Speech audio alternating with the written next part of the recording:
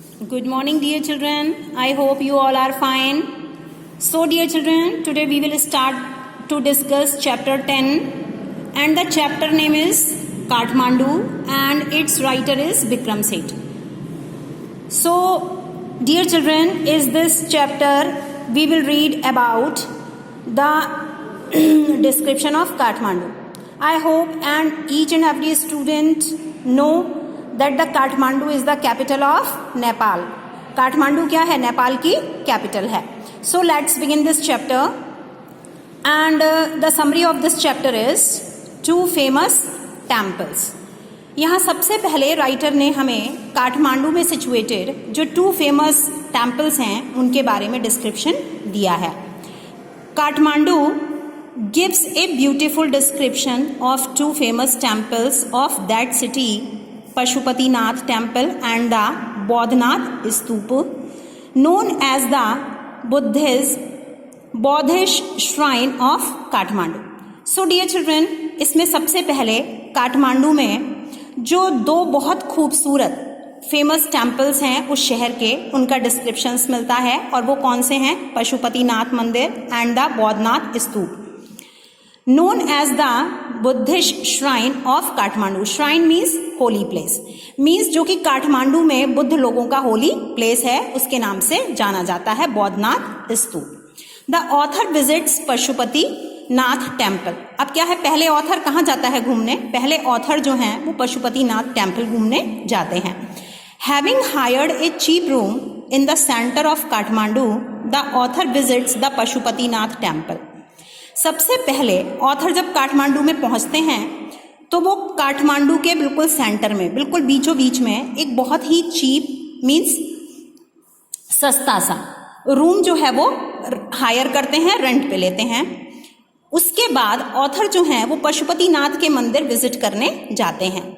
A sign proclaims entrance for the Hindus only. अब वहां पर जो था एक इंडिकेशन लिखा था जो क्या बताता था कि इस मंदिर में सिर्फ हिंदूज ही एंटर कर सकते हैं. There is a huge crowd at the entrance. जो वहां का एंट्रेंस गेट था, मीन्स जिससे कि वहां पर एंटर कर सकते थे, वहां पर बहुत ज्यादा भीड़ है. All types of animals roam around through the ground. अब क्या होता है कि हर तरीके के जानवर जो हैं वो वहां पर इधर उधर घूम रहे थे. There is utter confusion. वहां पर बहुत ज्यादा कंफ्यूजन भी है. There are so many people pushing each other to enter the temple. Confusion क्यों है? क्योंकि बहुत अलग अलग तरीके के लोग हैं वहां पर जो एक दूसरे को पुश कर रहे थे, धक्का दे रहे थे मंदिर में अंदर एंटर करने के लिए. A group of Westerners claims itself to be Hindus and struggle for permission to enter. अब एक वेस्टर्नर्स का मीन्स बाहर से आए हुए जो फॉरेनर्स थे, ऐसे लोगों का एक ग्रुप जो है वो खुद को हिंदू बताते हुए वहां पर उस गेट के अंदर एंटर होने की परमिशन लेने के लिए क्या करते हैं? स्ट्रगल करते हैं. The policeman at the gate is not convinced. लेकिन उस गेट के एंट्रेंस पर जो पुलिसमैन है वो उनकी बातों से सहमत नहीं होता. There are two monkeys fighting and chasing. वहां पर टू मंकीज हैं जो आपस में लड़ रहे हैं और एक दूसरे को धक्का दे रहे हैं. The author is amused to see them. Author जो है वो उनको इस कंडीशन में देख करके बहुत ज्यादा सरप्राइज हुआ. The Holi Bagmati. Here the writer describes about the holy river which flows in Kathmandu and it is Bagmati river. यहाँ पर ऑथर जो है वो बागमती रिवर का डिस्क्रिप्शन देते हैं एंड द डिस्क्रिप्शन इज, और उसका जो डिस्क्रिप्शन है, the Holi river Bagmati flows by the side of temple. जो टेम्पल है उसके साइड से ही ये बागमती रिवर जो है वो फ्लो कर रही है, बह रही है. There is a small shrine on the river bank. और वहां नदी के किनारे एक छोटा सा टेम्पल भी है. It seems that half of the shrine is in the river. अब जब हम वहां देखते हैं तो हमें क्या दिखाई देता है कि आधे से ज्यादा मंदिर जो है वो पानी के अंदर है. The other half is out of it. और जो दूसरा हाफ पोर्शन है वो पानी के बाहर है. A corpse is being cremated on the bank of the river. Corpse means you can say dead body, means किसी भी मरे हुए व्यक्ति की लाश जो होती है उसका क्रिमिनेशन जो है उस रिवर के किनारे किया जा रहा है। अ वॉशरमैन इज वॉशिंग क्लोथ्स, जो कपड़े धोने वाला है वो वहाँ रिवर के किनारे कपड़े धो रहा है। Children can be seen bathing in the river, बच्चों को उस नदी में नहाते हुए देखा जा सकता है। People believe that one day the whole of the shrine would come out of the river, जो वहाँ पर रहने वाले लोग हैं उनका मानना है कि एक दिन ऐसा आएगा जब ये श्राइन मीन्स टेम्पल इस पानी से पूरी तरह बाहर आ जाएगा। The goddess inside the temple will escape and put an end to the evil period of Kalyug, और उनका ये भी मानना है कि इस टेम्पल में अंदर जो गॉडेस हैं मीन्स जो देवी हैं वो उस टेम्पल को छोड़कर वहाँ से चली जाएंगी, और उस दिन ये जो कलयुग का पीरियड है, जो ड्यूरेशन है, ये पूरी तरह खत्म हो जाएगा। Now next is Boudhanath stupa. Here the writer is describing about the second temple of the Kathmandu and that is Boudhanath Stupa. वो क्या है? बौद्धनाथ स्तूप है। In sharp contrast with the Pashupatinath temple, there is a sense of stillness at Boudhanath shrine। जहाँ एक तरफ writer ने पशुपतिनाथ का description दिया, वहीं दूसरी तरफ जो बौद्धनाथ स्तूप है वहाँ चारों तरफ बहुत ज़्यादा शांति है। There is a road running round the temple, और उस मंदिर तक एक रोड जो है वो जाती है। Small shops owned by Tibetan emigrants can be seen on the outer edge of the road, और उसी सड़क के किनारे की तरफ emigrants means those who came from Tibet and at this time staying in Kathmandu, means Tibet के रहने वाले लोग जो इस समय काठमांडू में रह रहे हैं, these people are called emigrants।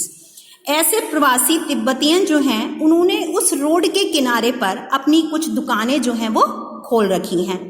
What strikes the visitors is that there are no crowds here, और इसके बाद भी यहाँ पर बहुत ज़्यादा भीड़ दिखाई नहीं देती है। काठमांडू बाजार। अब काठमांडू का मार्केट कैसा है? We will read about it. Kathmandu bazaar is a crowded place. Kathmandu का बाजार जो है वो लोगों से भरा हुआ है। There are deities in the busiest street. अब यहाँ की जो गलियां हैं वो बहुत ज़्यादा नैरो हैं और पूरी तरीके से भरी हुई हैं। These streets are full of fruit sellers, flute sellers, hawkers of post cards etcetera. अब यहाँ की गलियों में जो है लोग क्या क्या सेल करते हैं? जो फ्रूट सेलर्स हैं वो अपने फ्रूट सेल करते हैं, फ्लूट सेलर्स बांसुरी बेचने वाले हैं, हॉकर्स ऑफ पोस्ट कार्ड्स, और पोस्ट कार्ड्स को आवाज लगाकर बेचने वाले भी हैं। The shops here sell western cosmetics, film rolls, chocolate, copper utensils and Nepalese antiques. अब यहाँ पर और दूसरी कौन सी चीजें जो हैं वो सेल होती हैं?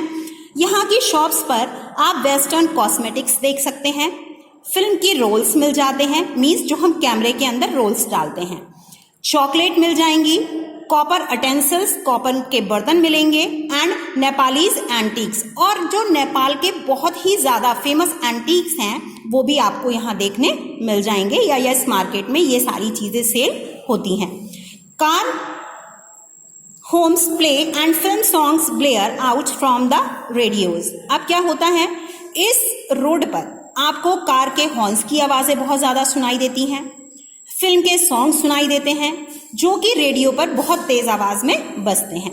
One can hear the lowing of stray cows and the ringing of bicycle bells.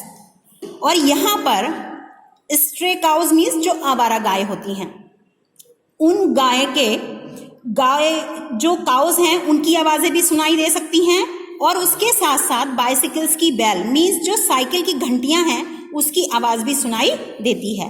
In the बाजार में the writer inducts himself mindlessly. अब बाजार में जब राइटर अंदर जाता है तो वो भी बिल्कुल एमलेसली वहां पर क्या हो जाता है, खो जाता है। Before he plans to go back he buys a bar of marzipan, a corn on the cob roasted in charcoal brazier, chili powder and a couple of love story comics। अब क्या है, वहां से वापस जाने से पहले राइटर क्या करता है, उसने एक ए बार ऑफ मार्जिपेन मीन्स एक भुट्टा खरीदा, और उस भुट्टे को कैसा खरीदा, जिसको कि चारकोल ब्रेजियर पर मीन्स जो कोयले की अंगीठी थी उस पर उसको अच्छी तरीके से सेका गया था, और उसके ऊपर चिली पाउडर भी लगाया गया था, और उसके साथ साथ राइटर ने वहाँ पर कुछ जो है स्टोरी की कॉमिक्स भी खरीदी। Leaving the bazaar he goes to a Nepal airlines office. बाजार को छोड़ने के बाद राइटर जो है सीधा नेपाल एयरलाइंस के ऑफिस जाता है। Buys a ticket for Delhi and returns to his hotel room, और वहाँ से वो दिल्ली के लिए एक टिकट खरीदता है और अपने होटल वापस चला जाता है। The flute seller, here the writer is describing about the qualities of the flute seller. यहाँ पे हमारा राइटर जो है वो फ्लूट सेलर की जो क्वालिटीज हैं वो किस तरह अपनी फ्लूट्स को मार्केट में सेल कर रहा है वो डिस्क्रिप्शन देते हैं। Near his hotel in A corner of the square means writer जब अपने होटल वापस चले गए हैं तो उनके होटल के पास में जो कॉर्नर है there is a flute seller, वहां पर एक फ्लूट सेलर खड़ा है। He catches the writer's attention, वो जो है राइटर का अटेंशन ध्यान जो है वो अपनी तरफ ड्रैग करता है, खींचता है। He plays on the flute in a carefree manner, और वो अपनी फ्लूट जो है वो बिना कुछ सोचे बहुत अच्छी तरह बजा रहा है। He doesn't cry like other hawkers to sell his wares. Wares means children, things or a goods. Means flute seller जो है वो दूसरे हॉकर्स की तरह चिल्ला चिल्ला कर अपनी चीजों को नहीं बेच रहा। In fact, flute music attracts the writer. वास्तव में जो फ्लूट सेलर था, जो बांसुरी बेचने वाला था, वो अपनी फ्लूट्स पर ऐसी ट्यून प्ले कर रहा था जिससे राइटर का सारा ध्यान जो था वो सिर्फ और सिर्फ उसकी तरफ चला गया। It reminds him of the commonality of all mankinds, और ये एक ऐसी ट्यून थी जो किसी भी रिलीजन से अलग हर मनुष्य को उससे जोड़ती है। वेरियस टाइप्स ऑफ फ्लूट्स, अब उस फ्लूट सेलर के पास में किस किस टाइप की फ्लूट्स हैं। Flute is a very common musical instrument. Flute बांसुरी जो है एक बहुत ही साधारण तरीके का म्यूजिकल इंस्ट्रूमेंट है। There is no culture that does not have its own flute, और हमारे म्यूजिक में, हमारे संगीत में ऐसा कोई भी कल्चर नहीं है जिनका अपना बांसुरी बजाने का तरीका नहीं है। Bansuri is a Hindustani musical instrument, bansuri जो है एक हिंदुस्तानी म्यूजिकल इंस्ट्रूमेंट है। The flutes of South America are clear and breathy. अब क्या है, जो साउथ अमेरिका के जो फ्लूट्स हैं वो कैसे हैं, वो बहुत क्लियर उनकी टोन सुनाई देती है और उसमें जो है सांस पता चलती है। Chinese flutes are high pitched, जो चाइनीज फ्लूट्स हैं उनकी पिच हमेशा बहुत ज्यादा हाई रहती है। The motive force in a playing on flute is living breath, और जो फ्लूट को प्ले करने का जो मोटिव फोर्स है वो क्या है, ब्रीथ, सांस के थ्रू वो जो है प्ले होती है। It unites all in one thread, और ये एक ऐसा इंस्ट्रूमेंट है जो सबको एक थ्रेड में बांधता है। It is universal in character, और ये कैरेक्टर में यूनिवर्सल है, मीन्स कहीं पर भी इसका यूज होता है। The author feels spell bound by the sound of flute, it surprises him. Author जो है वो पूरी तरह उसमें बंधकर बहुत अच्छा महसूस करता है, और जो उसको बहुत ज्यादा सरप्राइज करता है। So dear children, this was the summary of your this chapter. I hope you will understand it well. आपको अच्छी तरह समझ में आया होगा। Overall the theme of the story is, इस स्टोरी का थीम सिर्फ यही है कि through this chapter the writer is describing about the vivid atmosphere of Kathmandu. इस स्टोरी के थ्रू राइटर जो है वो काठमांडू के विविड मीन्स विचित्र और अनोखे एटमॉस्फियर को एक्सप्लेन करता है। It's all. Thank you so much. God bless you all.